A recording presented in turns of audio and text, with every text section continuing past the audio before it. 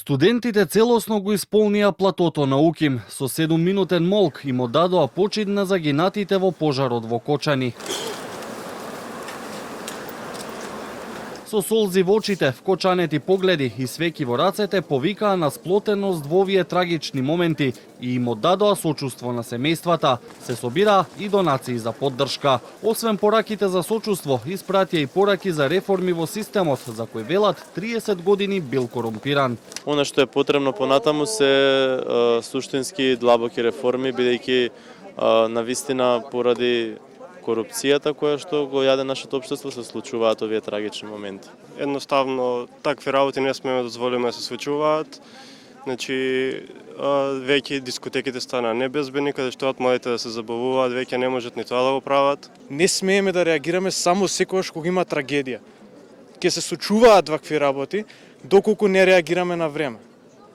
И ова е порака до сите, не само до политичари, не само до суди, до сите луѓе. Мораме да се погледнеме самите себе си и мораме да изнајдеме решение. Ако не, уште младите ќе си одат и држава веќе за жал нема да постои.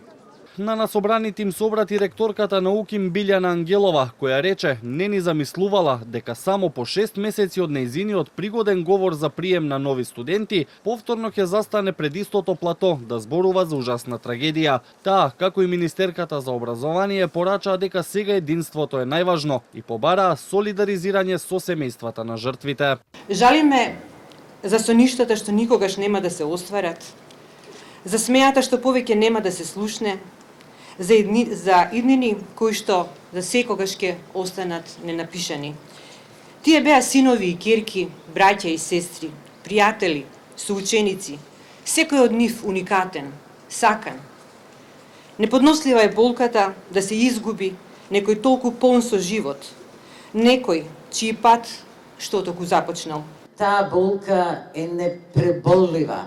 Јас сум и мајка, и сестра, и тетка и можам да разберам што се случува. Преемотивно беше да се биде меѓу стотиците присутни. Во два наврати говорите беа прекинати, на неколку студенти им се слоши, поради што интервенираше и итната медицинска помош. Студенти од медицина ве молам помогнете им. Кока-кола некој дали има? Да однесе кај чадорите.